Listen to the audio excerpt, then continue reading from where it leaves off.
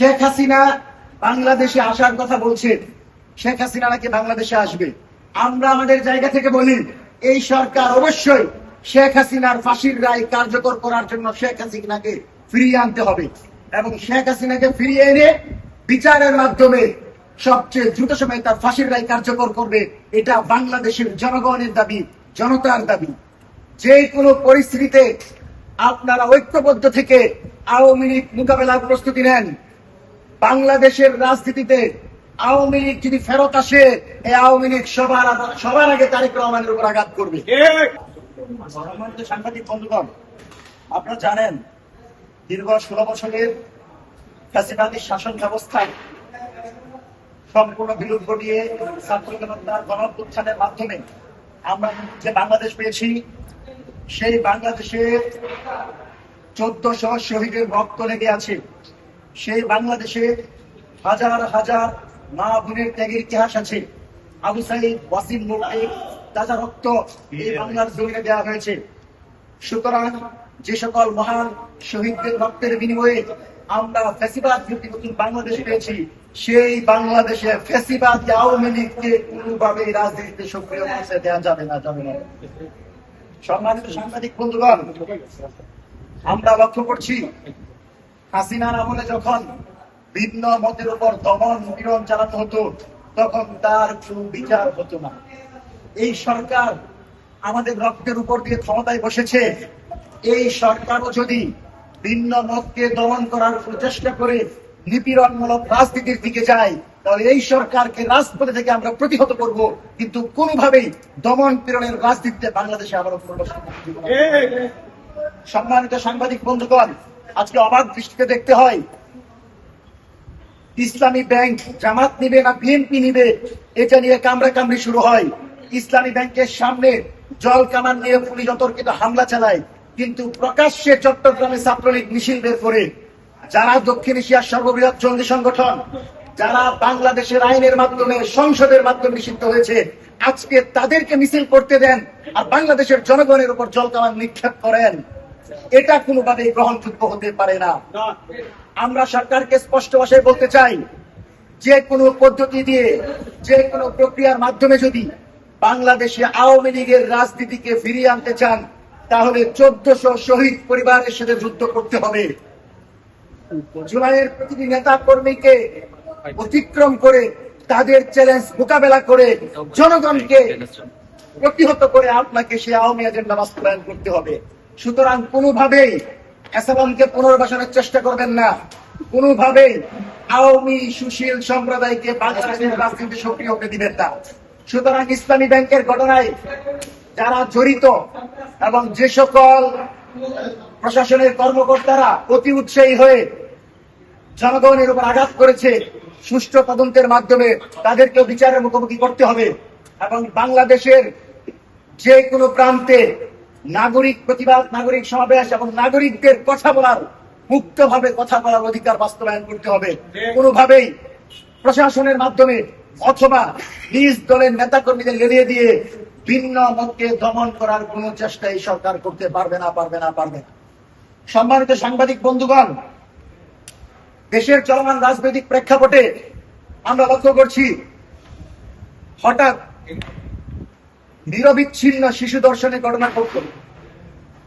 মাননীয় প্রধানমন্ত্রী বললেন 7 দিনের ভিতর চার্জশিট দাখিল এবং 1 মাসের ভিতর বিচার হবে, কিন্তু আমরা এখন পর্যন্ত রামিসা হত্যাকাণ্ডের বিচারের ব্যাপারে কোনো অগ্রগতি লক্ষ্য করি নাই। আমরা মনে করি যে বিচারের ব্যাপারে প্রধানমন্ত্রী ওয়াদা দিয়েছেন, যে বিচারের ব্যাপারে বাংলাদেশের জনগণ রাজপথে থেকে সরকারকে অনুরোধ করেছে, সেই বিচার যদি 1 মাসের ভিতর সরকার করতে না পারে, তাহলে এই সরকারের বিচার ব্যবস্থা স্বাধীন এবং নিরপেক্ষ নাই বলে প্রমাণিত হবে। এবং এই ক্রমাগত ধর্ষণকে আমরা কোনোভাবেই সামাজিক অবক্ষয় মনে করি না। আমরা মনে করি আওয়ামী লীগের ফান্ডিং এ, আওয়ামী লীগের টাকায় বাংলাদেশের কিছু লোকজনকে লেলিয়ে দেওয়া হয়েছে, শিশুদেরকে ধর্ষণ করে এই সরকারের রাজনৈতিক পরিবেশকে অস্থিতিশীল করে একটা আন্দোলনের দিকে দেশকে নিয়ে যাওয়া। এবং তারা মনে করে যে বিএনপি জামাত যদি আন্দোলন করে, বিএনপি জামাত দাঙ্গায় লিপ্ত হয়, তাহলে হয়তো মাঝখান দিয়ে ফায়দা নিয়ে আবারও তাদের আপা প্রবেশ করবে। আগেও বলেছি, হাসিনার রাজনীতির কবর রচনা হয়ে গেছে, আপা ফেরত আসবে সেই স্বপ্ন ভুলে যান। এবং বাংলাদেশের সকল ফ্যাসিবাদ বিরোধী দলগুলোকে বলবো, যে কোনো পরিস্থিতিতে আপনারা ঐক্যবদ্ধ থেকে আওয়ামী লীগ মোকাবেলার প্রস্তুতি নেন। বাংলাদেশের রাজনীতিতে আওয়ামী লীগ যদি ফেরত আসে, এই আওয়ামী লীগ সবার আগে তারেক রহমানের উপর আঘাত করবে। এই আওয়ামী লীগ যদি ফেরত আসে, সবার আগে বিএনপিকে ধ্বংস করবে। সুতরাং বিএনপির যে ভাইয়েরা আওয়ামী লীগ পুনর্বাসনের দায়িত্ব নিয়েছেন, তারা নিজের পায়ে কোড়াল মারছেন এবং ফ্যাসিবাদ বিরোধী দল বিএনপিকে ধ্বংসের দিকে ঠেলে দিচ্ছেন। সেজন্য এসালমকে পুনর্বাসন চলবে না, আওয়ামী লীগকে পুনর্বাসন চলবে না, এবং কোন প্রক্রিয়ার মাধ্যমে আওয়ামী লীগের রাজনীতিকে সক্রিয় করা যাবে না। সম্মানিত সাংবাদিক বন্ধুগণ, গতকাল কুখ্যাত সন্ত্রাসী, রক্ষী বাহিনীর সন্ত্রাসী তুফায়েল এর মৃত্যু ঘটেছে। তুফায়েল মৃত্যুবরণ করেছে। আল্লাহ তার প্রাপ্য বুঝিয়ে দিবেন। তুফায়েল সেই ব্যক্তি যিনি ঢাকা বিশ্ববিদ্যালয়ের মালিককে হত্যা করেছিল। তুফায়েল সেই ব্যক্তি যিনি মুক্তিযুদ্ধের পর রক্ষী বাহিনী গঠন করে বাংলাদেশের সাধারণ জনগণের ধন সম্পদ লুটপাট করেছে, নারীদেরকে ধর্ষণ করেছে, একক আধিপত্যের মাধ্যমে যিনি বিএনপি সরকারের বিরুদ্ধেও ষড়যন্ত্র করেছে। দেশনেত্রী বেগম খালেদা জিয়া নাকি অসুস্থতার ভঙ্গি করেন, এই ধরনের কটূক্তি করেছিল এই তুফায়েল। সুতরাং এই তুফায়েলের জানাজা যে হয়েছে, এটাই তো আমাদের জন্য দুঃখের বিষয়। যে বাংলাদেশের সাকা চৌধুরীর জানাজা ঢাকায় করতে দেওয়া হয় নাই, যেই বাংলাদেশে আল্লামা সাইদির জানাজা করতে দেওয়া হয় নাই, সেই বাংলাদেশে তুফায়েলের জানাজা হয়, আর আমরা বসে বসে দেখি। এটা আমাদের জন্য লজ্জাজনক। আমরা মনে করি বাংলাদেশে যারা গুম, খুন, জুলুম, নির্যাতনের শিকার ছিল, তারা বেঁচে থাকতে তাদেরকে উপেক্ষা করে সেই জালেমদেরকে কোনোভাবেই বিচারহীন পরিবেশে রাজনীতি করার সুযোগ দেওয়া যাবে না। এবং এখন পর্যন্ত এই জানাজাকে কেন্দ্র করে বিভিন্ন জায়গায় আওয়ামী লীগ রাজনীতি করার চেষ্টা করছে। তুই যদি জানাজায় অংশগ্রহণ করার নিয়তে আসিস, তাহলে এখানে জয় বাংলা স্লোগান কেন হবে? সুতরাং এই জানাজায় যারা নেতৃত্ব দিয়েছে, লতিফ সিদ্দিকী, সাবির হোসেন চৌধুরী এবং আনিস আলমগীর সহ সকল কুশীলবদেরকে দ্রুত সময়ের ভিতর গ্রেফতারের দাবি জানাচ্ছি। লতিফ সিদ্দিকী প্রকাশ্যে জয় বাংলা স্লোগানের নেতৃত্ব দিয়েছে। সুতরাং নিষিদ্ধ সংগঠন, গুপ্ত সংগঠন আওয়ামী লীগের নেতা কর্মীদেরকে কোনোভাবে মুক্ত বাতাসে রেখে বিএনপি সরকার ভালোভাবে বাংলাদেশ চালাইতে পারবে না। সুতরাং এই সরকার যেন দ্রুত সময়ের ভিতর সাবির হোসেন চৌধুরী, লতিফ সিদ্দিকী এবং নিহারি আলমগীরকে দ্রুত সময়ের ভিতর গ্রেফতার করে আমরা সেই দাবি জানাচ্ছি। সম্মানিত সাংবাদিক বন্ধুগণ, পাশাপাশি সরকার তার কমিটমেন্টের জায়গা থেকে দ্রুত সময়ের ভিতর যেন রামিসা হত্যাকাণ্ডের বিচার শেষ করে আমরা সেই দাবি জানাচ্ছি। সম্মানিত উপস্থিতি, আমরা আপনাদেরকে অবগত করছি, যদি সরকার লতিফ সিদ্দিকী, আনিস আলমগীর সহ আওয়ামী কুশীলবদেরকে গ্রেফতার না করে, তাহলে আমরা সরাসরি আন্দোলনের দিকে যাব।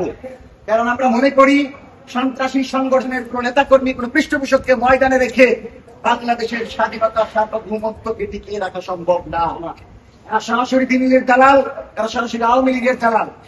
এবং আপনারা দেখেছেন যে শেখ হাসিনা বাংলাদেশে আসার কথা বলছে, শেখ হাসিনা নাকি বাংলাদেশে আসবে।